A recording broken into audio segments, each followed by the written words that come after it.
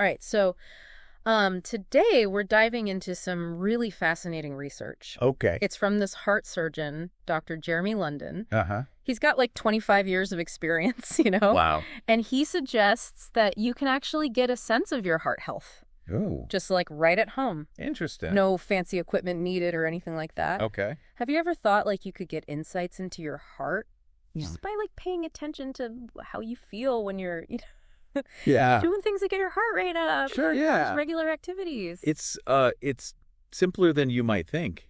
Really? Yeah, Dr. London, he points out that Mm-hmm. we often just miss those everyday clues. Oh, interesting. Our bodies give us, Yeah. not talking about strenuous workouts or anything, Yeah. just, regular activities that get your heart rate up a bit.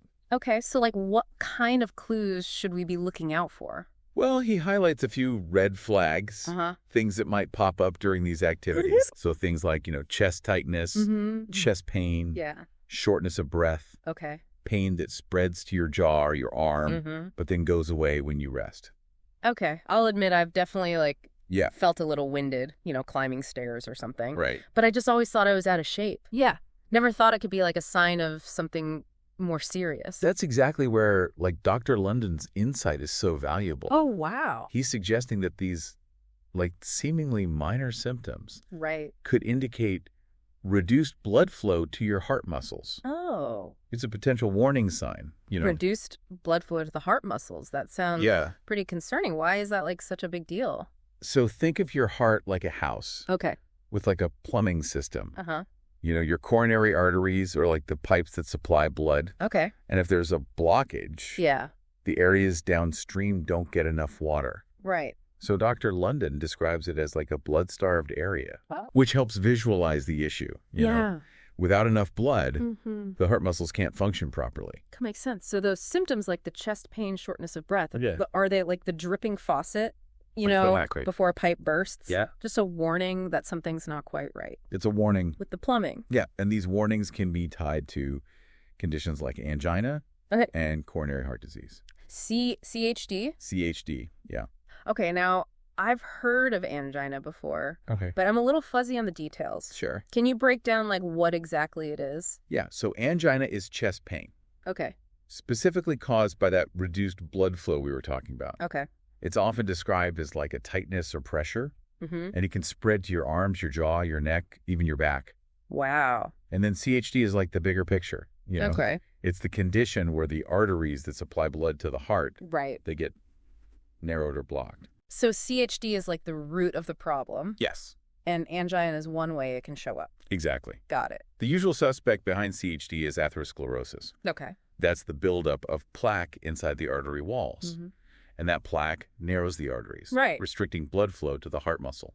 So what causes that plaque buildup? Well, it's often linked to lifestyle factors, Okay. like diet, exercise, smoking.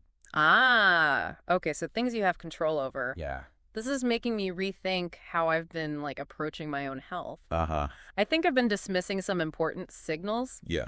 So even if someone doesn't experience those exertion-related symptoms, Right. it doesn't mean that their arteries are perfectly clear, right?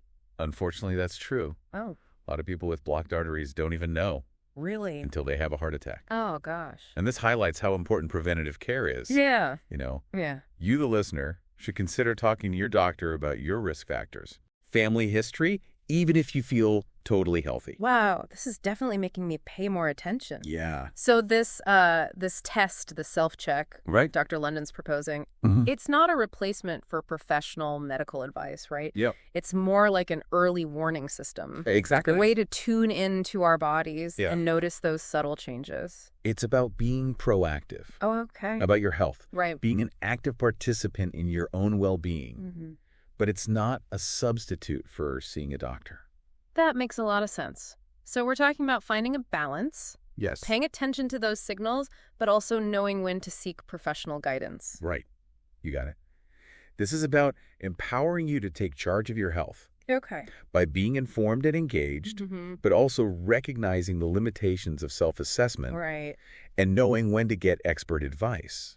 Now, you might be thinking, okay, these symptoms sound serious, but what should I actually do if I experience them? That's a great question. And it brings us to an important point about seeking medical advice. Yeah. Like, when is it really necessary? Right. It's all about like context, Yeah. you know, Uh-huh. and knowing your own body. Okay. It's kind of like a check engine light for your heart. You know, Okay. if it comes on, Yeah. you don't like panic Right. and pull over immediately, Right.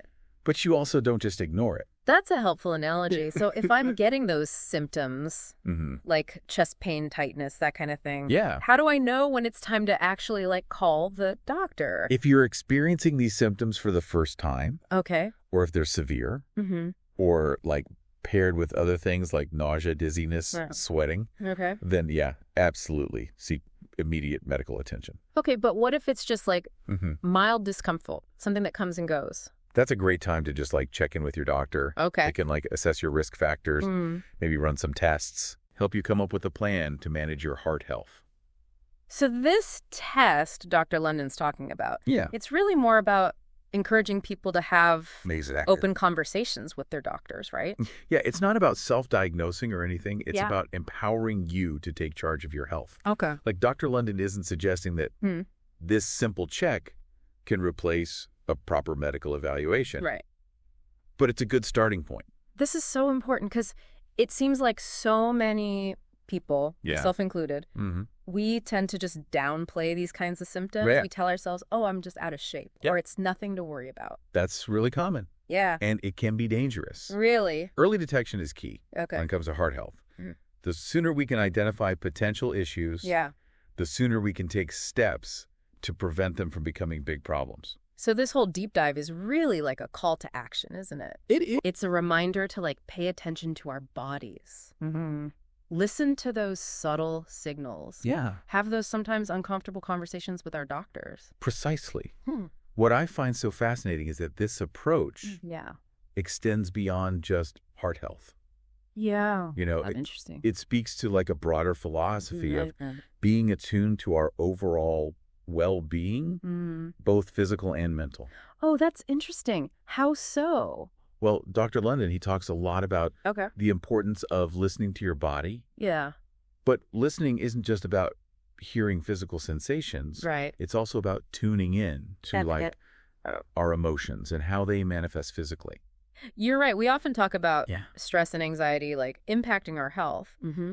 But it's easy to forget that those feelings can show up as physical symptoms. Exactly. Like I know when I'm stressed, Uh-huh. my shoulders get tense and I get headaches. Exactly. And sometimes those like seemingly unrelated physical symptoms can actually be early warning signs of Oh. underlying emotional distress. Okay. It's all connected, you know? This is making me wonder Yeah. if we can be more aware of those physical sensations. Could that actually help us understand Absolutely. and manage our emotional health better? By paying attention to those subtle signals Okay. our bodies are sending us, we can gain valuable insights into both our physical and emotional well-being. Wow. It's about cultivating like a sense of self-awareness Okay. and recognizing that even seemingly insignificant symptoms Right. can be valuable clues. This all started with like a simple heart health check. I know, right? And now we're talking about like the interconnectedness of our minds and bodies. It's amazing. It's amazing how these deep dives always take us down such fascinating paths. It's the beauty of exploration, isn't it? It is. We start with a single question, Yeah. and we end up uncovering a whole web of interconnected ideas. Okay, before we get too deep into the philosophical weeds here. Let's bring it back to like Dr. London's test. Okay. We've established that it's not a replacement for professional medical advice. Right. But it is a great way to increase awareness Exactly. of potential heart health issues. You've summarized it perfectly. Okay. It's about empowering yourself to be an active participant in your own health journey. I love that. Yeah. But I'm curious, Yeah. are there situations where this approach might not be as effective? That's a great question. What are some of its limitations? It's important to remember that Okay. while Dr. London's method is really valuable for raising awareness, it's not like a foolproof diagnostic tool. Okay. For instance, some individuals might experience what are called atypical symptoms of heart problems. Uh-huh. Their symptoms don't quite align with that classic presentation Okay. we've been talking about. So their check engine light might be flashing a different signal. Precisely. Okay. And certain medical conditions can like mask or mimic heart-related symptoms too. Oh, wow. Which makes it tricky to self-diagnose. Right. In those cases, relying solely on Dr. Linden's test could be misleading. So again, it's all about finding that balance. Yes. Being proactive about our health, but also knowing when to seek professional guidance. Exactly. It's about being informed, empowered, and engaged in our own well-being, but also recognizing the limitations of self-assessment and the importance of seeking expert advice when needed. This has been such an insightful conversation. It has. I feel like I have a much better understanding of how to pay attention to my body's signals and advocate for my own health. But before we wrap up, I'm curious about something. Yeah. Dr. London focuses on the specific red flag symptoms related to exertion. But are there any other subtle signs we should be aware of that might indicate heart problems even when we're not being physically active? Yeah, that's a really great question. And it's one that Dr. London actually touches on in his research. He emphasizes that this test, paying attention to how you feel during exertion, it's just like one piece to the puzzle. It's about cultivating a broader awareness of your body's signals, whether you're working out or just going about your day. So he's encouraging us to become heart health detectives. Exactly. Constantly gathering clues and piecing together the bigger picture. And some of those clues might surprise you. Really? They can be pretty subtle. Okay. Easy to miss if you're not paying attention. So what are some of those less obvious signs? Well, one thing Dr. London highlights is swelling. Okay. Particularly in the legs, ankles, or feet. This can be a sign of fluid buildup. Okay. Which could indicate that your heart isn't pumping as efficiently as it should. Interesting. I've definitely experienced swollen feet after a long flight or something. But I always just thought it was from sitting for too long. Sure, that's a common cause. Yeah. But if you notice persistent swelling, especially if it's accompanied by other symptoms, like fatigue or shortness of breath, it's worth getting checked out by your doctor.